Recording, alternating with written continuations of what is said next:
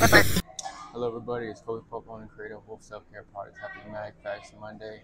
We're going to go over migraines, pain, neuralgia, issues for athletes regarding magnesium.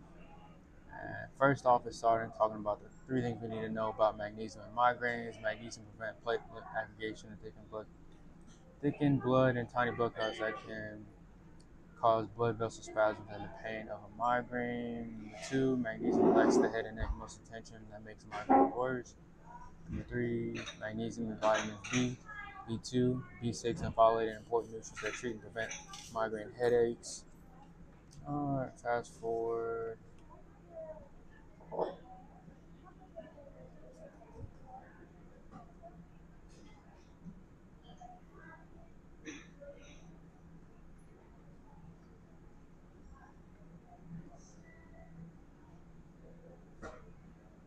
And they were just talking about some woman and her situation with migraines, how she was prescribed codeine and ergotamine, which did not help over the years, and then eventually she ended up taking magnesium, and that resolved her issue, along with removing stuff like artificial sweeteners, aspartame, and which we're going to go on to talking about.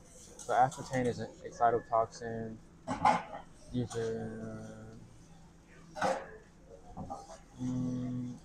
high amounts react with specialized receptors in the brain, causing destruction of certain types of neurons. A growing number of neurosurgeons and neurologists are convinced that excitotoxin play a critical role in the development of several neurological disorders, including migraine, seizures, learning disorders in children, and neurodegenerative disorders such as Alzheimer's disease, Parkinson's disease, Huntington's disease, and amyotrophic lateral sclerosis, also known as LAS. Glutamate and aspartame are two powerful amino acids that act as natural neurotransmitters in the brain in very small concentrations, but they are commonly used as food additives. Glutamate is an SMG, a flavor enhancer, and hydrolyzed vegetable protein found in hundreds of processed foods. Aspartame is one of three components in aspartame. A sugar substitute. The higher concentration as food additives as a single amino acid, these chemicals constantly stimulate brain cells and can cause them to undergo a process known as excitotoxicity. The cells are excited to death. Alright, talking about hypoglycemia, low blood sugar. Okay, the brain becomes extremely vulnerable to excitotoxin during episodes of low blood sugar or hypoglycemia. Pound for pound, the brain uses more sugar in the form of glucose than any other part of the body. Low blood sugar occurs when you are malnourished or even you skip meals. It occurs in an individual whose adrenal glands are depleted and can't mount the necessary adrenal response to raise the blood sugar from glycogen stored in the liver. Magnesium is responsible for balancing blood sugar. With sufficient magnesium and balanced mealtime, you can protect yourself from headaches, attention deficit, hyperactivity disorder, mood disorders, and even premenstrual tension, which are all associated with hypoglycemia. Supporting the brain is such possible with safe nutrients and healthy lifestyle. You may never need brain-altering medications that are prescribed for these disorders. If you eat a highly refined diet with lots of white sugar and white flour, foods whose carbohydrates are rapidly absorbed into the bloodstream, your blood sugar will quickly become elevated. When it reaches a certain point, insulin enters the bloodstream and quickly ushers the excess glucose. The more sugar you eat and absorb, the more insulin is released, and the quicker the lower blood sugar can fall.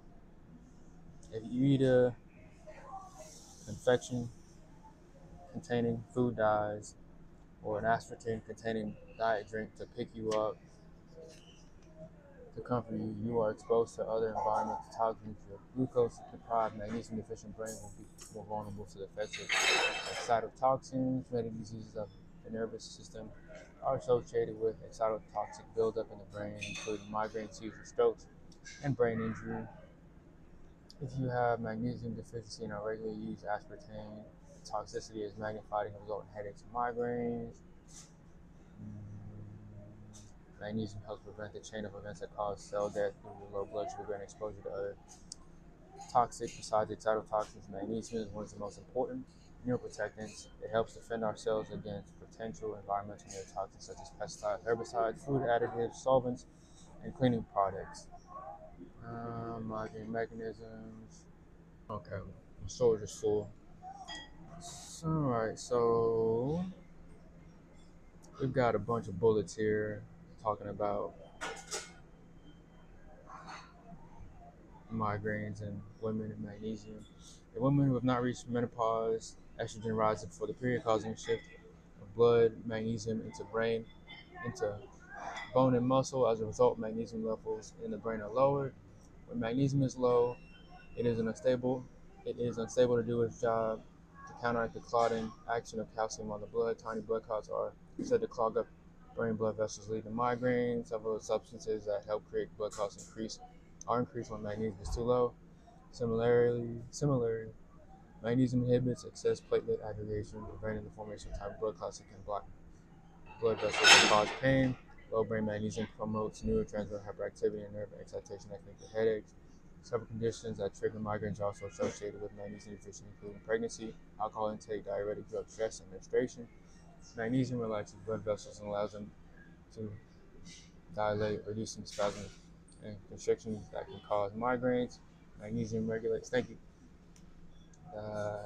action of brain neurotransmitters and inflammatory substances, which may play a role in migraine when unbalanced. Magnesium relaxes muscles and prevents the buildup of lactic acid, which, along muscle tension, can worsen head pain. All right. And they're talking about serum blood tests. So when they do serum blood tests, only 1% of magnesium is in the body is found in blood. The rest is found taken using measurements of the magnesium ions.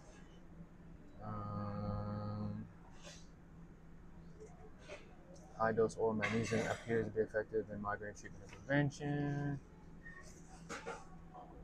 Several B vitamins that help with migraines, however, I don't recommend this as a first line of therapy until you have saturated yourself with magnesium. They say that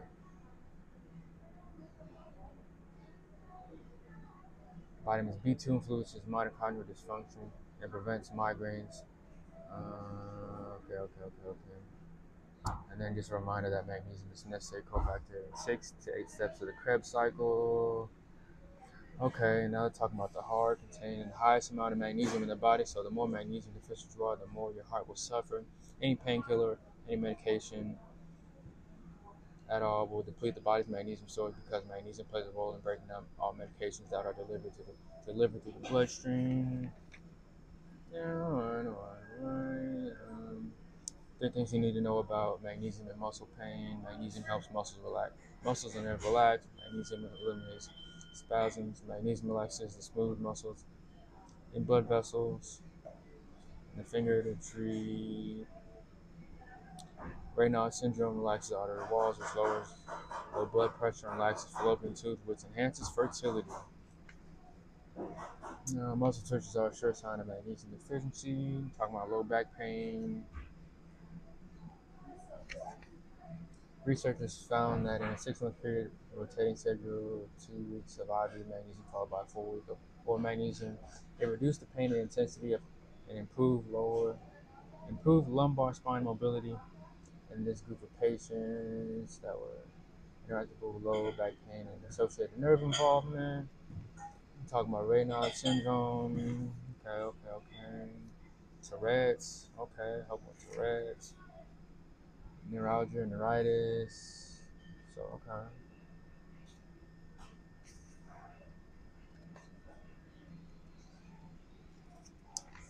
Okay, I think you need to know about magnesium. Exercise. Magnesium is lost during exercise to increase metabolism and sweat. Lactic acid, which causes post-exercise pain, is decreased by magnesium. Magnesium deficiency may cause sudden cardiac arrest in healthy athletes. When your muscles are engaged in rapid-fire contraction or relaxation or physical exercise, there is too much calcium and too little magnesium. Muscle cramps and buildup of lactic acid can result to mitochondria in our cells make energy molecules called ATP and magnesium necessary for this process to occur.